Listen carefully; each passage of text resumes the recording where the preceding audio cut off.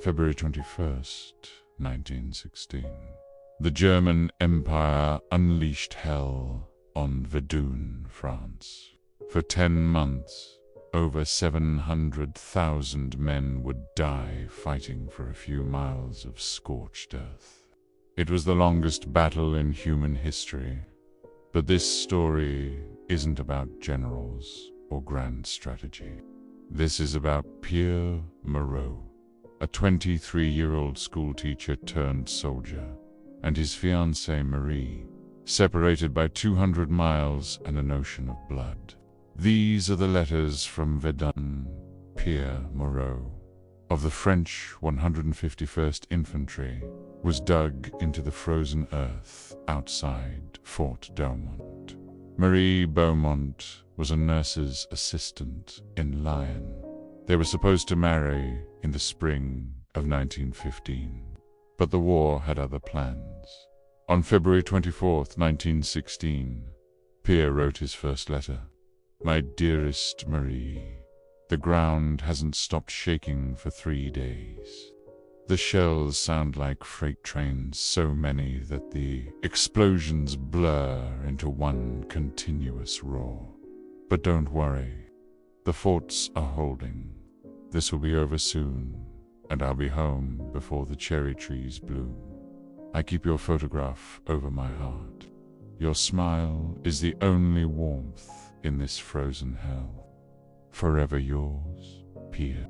That letter took 11 days to reach Marie. 11 days during which Fort Beaumont fell. 11 days during which Pierre's regiment was ordered to retake it. On March 8th, Marie replied, Pierre, your letter arrived and I wept with relief. Every day, without word, is agony. The newspapers say entire battalions are disappearing. The wounded arrive by the trainload, their injury. I can't describe them. I try not to think about you near those same guns. Come home to me. That's all I ask. You've promised me 50 years. I'm holding you to that. All my love, Marie. Pierre received her letter on March 15th. The same day, his company was ordered to attack a place called Dead Man's Hill. 5 days later, he wrote back, his voice now hollowed by war. Marie, I'm alive. I need you to know that first. We attacked 5 days ago. 120 men went over the top. The machine guns were waiting. I watched men I've known for months cut down in seconds. My captain, my lieutenant, Jean-Claude, the baker's son who sung opera, held his hand while he died in a shell crater. There are 60 of us left. 60. I'm sorry for telling you this, but I need you to know when I look at your photograph. I remember there's a world beyond this, a world worth surviving for. I love you so much it physically hurts. Yours, Pierre. Marie received his letter. On April 2nd, she wrote back through tears. Pierre, I see your face in every dying soldier. I hear your voice in their final words. My mother says I should prepare myself, that the odds of you surviving ... But I refuse. You're coming home. The universe cannot be so cruel.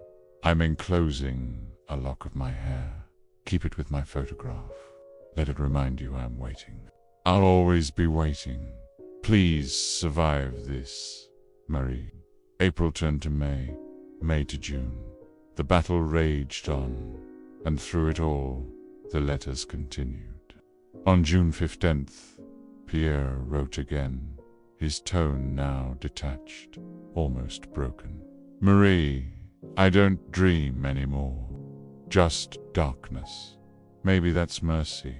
We're living underground. The surface belongs to artillery, gas shells, bodies everywhere. We don't even bury them. You learn to stop seeing them as people. I need you to understand I'm not the same person who left Lyon. that Pierre died here? What if I'm too broken? Would you still want me then? P. 10 days later, Marie's fierce response arrived. Pierre Marie, you listened to me. I don't care if you're broken. I don't care if you're changed. You are mine. I would love you if you came back blind, limbless, mad, because I love you the soul beneath all the horror.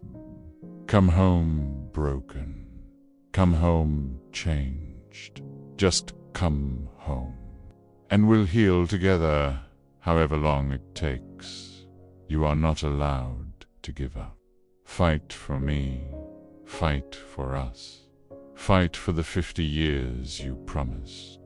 I love you, forever and always, Marie. Pierre received that letter on July 3rd. He read it 17 times, then immediately began writing back.